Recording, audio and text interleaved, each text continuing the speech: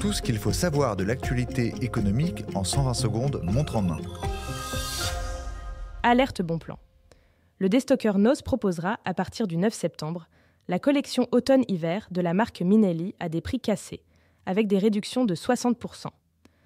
Après la liquidation judiciaire de Minelli en septembre 2023, Noz a acquis 191 000 articles, dont des chaussures et accessoires, qui seront vendus dans ses 326 magasins.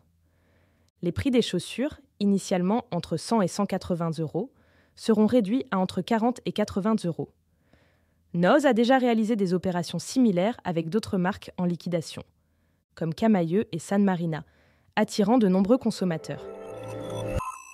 Selon la Direction générale des finances publiques, 76% des recettes de l'impôt sur le revenu en 2022 ont été payées par les 10% des foyers fiscaux les plus aisés, mais cette proportion varie selon les communes.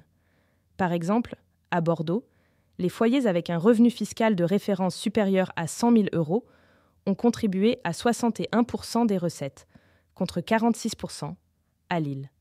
Les disparités montrent que l'impôt sur le revenu est inégalement réparti selon les lieux de résidence. Bonne affaire à saisir. Dans le marché du neuf, les prix des logements ne baissent pas, malgré la crise immobilière. Cependant, les promotions sont nombreuses.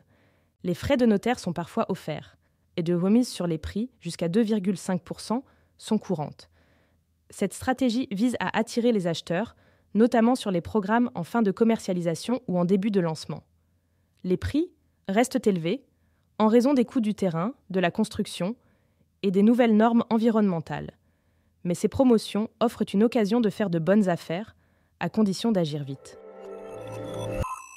La santé mentale des salariés français reste préoccupante, avec 42% de personnes en détresse psychologique, dont 15% à un stade élevé selon un baromètre d'empreinte humaine et Opinionway.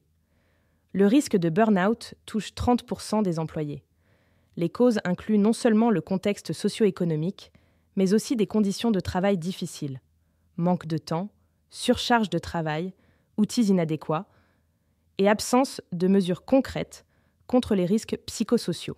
Ces facteurs contribuent à une détérioration significative du bien-être au travail, exacerbant la détresse psychologique des salariés.